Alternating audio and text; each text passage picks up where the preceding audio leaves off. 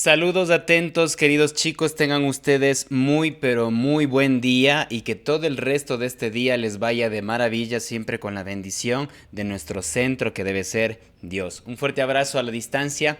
Gracias una vez más porque nos vamos viendo cada semana. Gracias por ese compromiso y sobre todo dale ese espacio importante a la música. Muchísimas gracias desde el corazón.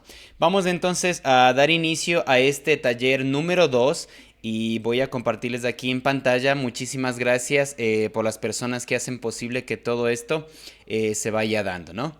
Y con ustedes vamos al taller vocal número 2 y en este caso lo que vamos a tratar es la clasificación de las voces, ¿sí? Muy importante dentro de la clasificación de las voces entender el rango, entender la tesitura, entender dónde va ubicada y obviamente se dividen en dos grupos que ya les voy a contar más adelante.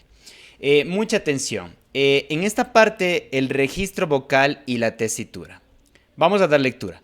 El registro vocal es el rango de notas que una voz puede cantar cómodamente, mientras que la tesitura es la parte del rango utilizada con mayor frecuencia, es decir, donde está utilizando la voz cómodamente, y la tesitura es la que va acoplada cuando ya se utiliza de manera repetida, es decir, por eso les decía en las anteriores clases que la voz hablada es la voz cantada. Ambos aspectos son fundamentales para clasificar las voces y asignar roles en la música que son muy importantes. Ahora, los diferentes tipos de voces se clasifican en dos, ¿no? Tenemos tanto las femeninas como las masculinas. Dentro de las femeninas tenemos la voz de soprano, tenemos la voz de mezzosoprano y la voz de contralto. En las masculinas tenemos la voz de tenor, tenemos la voz de barítono y la voz de bajo. Vamos entonces a avanzar con la característica de las voces femeninas. Dentro de estas tres, como ustedes pueden ubicarle ahí en la imagen, tenemos soprano, tenemos mezzosoprano y tenemos contralto. Estas tres voces estarían haciendo la número 1, la que son notas agudas. Luego la mezzo, que sería en sonidos medios, y la del contralto, que sería en sonidos bajos para la voz de mujer. Entonces tenemos alto, mezzo, contralto. Soprano, mezzo, contralto. Vamos a ver las características de cada uno. En la soprano tenemos agilidad vocal, rango alto y capacidad para notas agudas y sobre todo coloraturas. Coloraturas son unos efectos, podremos decirle, a través de los compositores y se ha podido escuchar un poco más dentro de la música escrita para óperas. Vamos a escuchar este audio, por favor.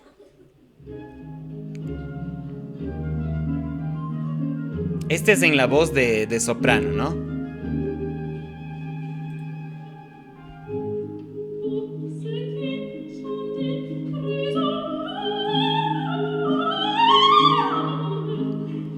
Notas agudas, va y regresa. La coloratura.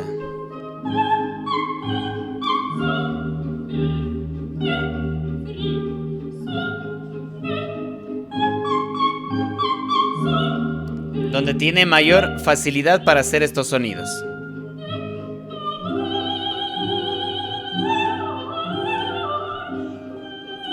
Muy bien, eso sería la voz en soprano y no se olvide que tiene un rango más alto y sobre todo tiene más agilidad. Es una voz liviana, se podría decir.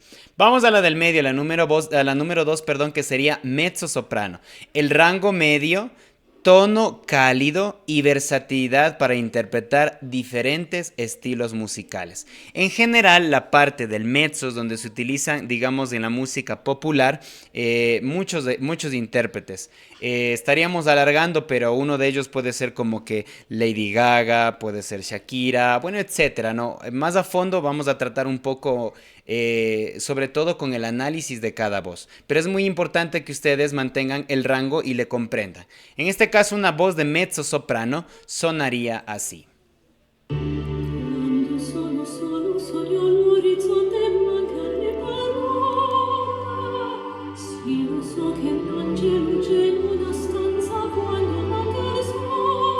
Es como que tiene facilidad para hacer la parte de las melodías, ¿no? Como que suena más dulce.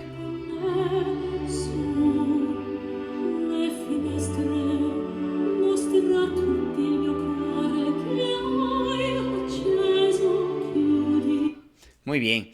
Y tenemos por último que sería la voz de contralto, ¿no? La voz de contralto dentro de sus características es el timbre un poco más oscuro, el rango bajo y capacidad para notas graves y sobre todo dramáticas. Dramáticas no me refiero a que tiene que ser algo relacionado al teatro del sentimentalismo, sino es un carácter vocal. Entonces más o menos en este carácter vocal dentro de la contralto sonaría así.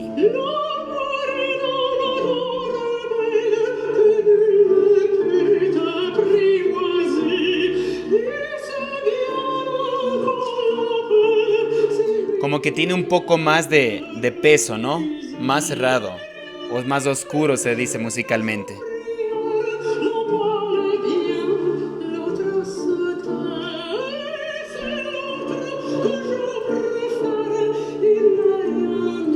Muy bien, esas serían entonces las tres principales, sobre todo la parte de la voz femenina. Bueno, esto también existe dentro de cada voz de soprano, de mezzo, de contralto, la subclasificación. Entonces, eso se trataría para no alargar el tema, pero lo básico es entender que está el soprano, está el mezzo y está el contralto.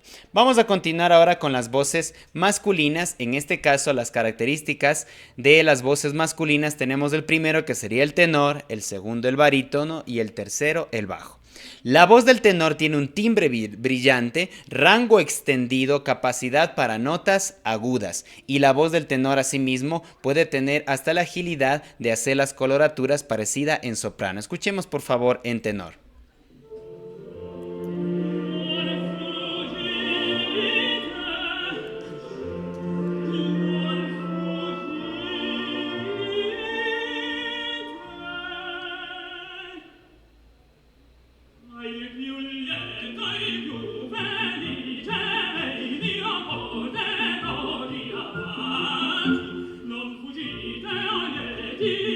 Las coloraturas, ¿no?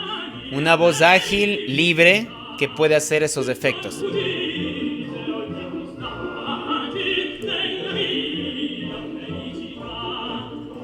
Y bueno, etcétera, ¿no?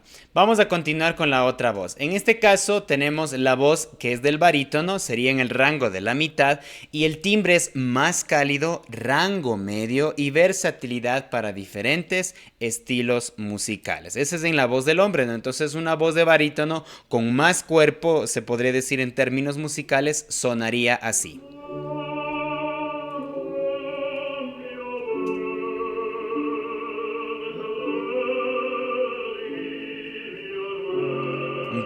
Un poco más lleno, ¿no?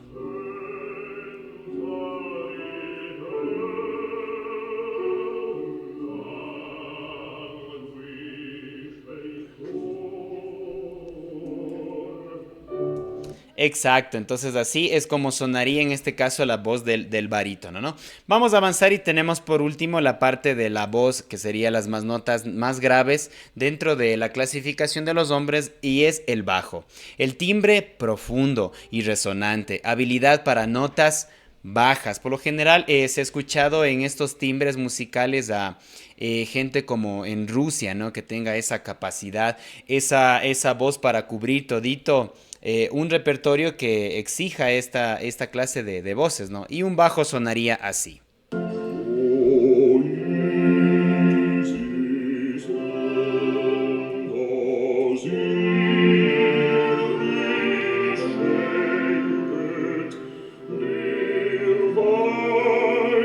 Siéntale como es un poco más lleno, más robusto el sonido.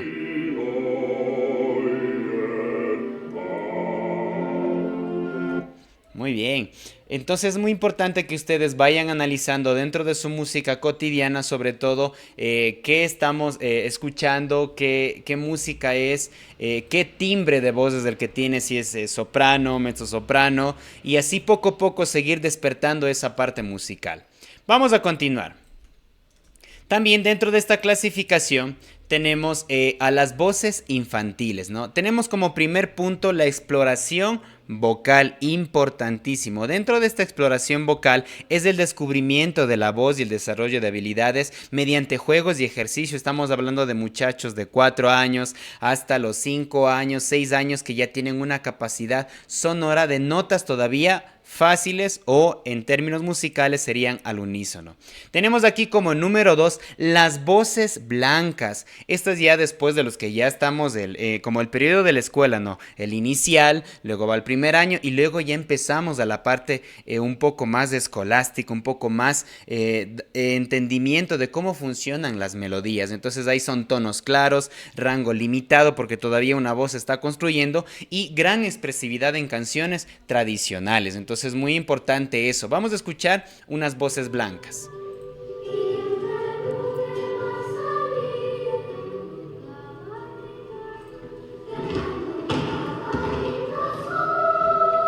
Siempre libre finito, como en sueño.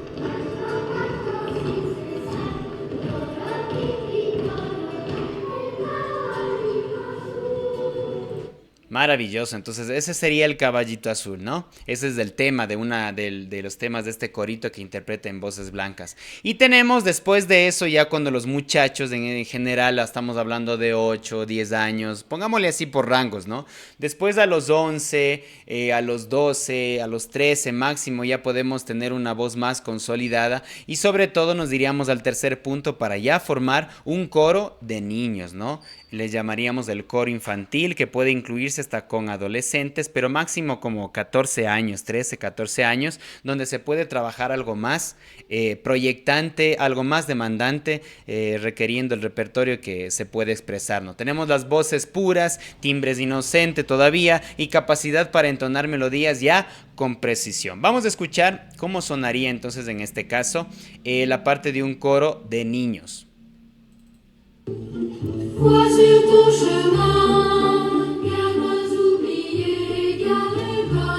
Más trabajado.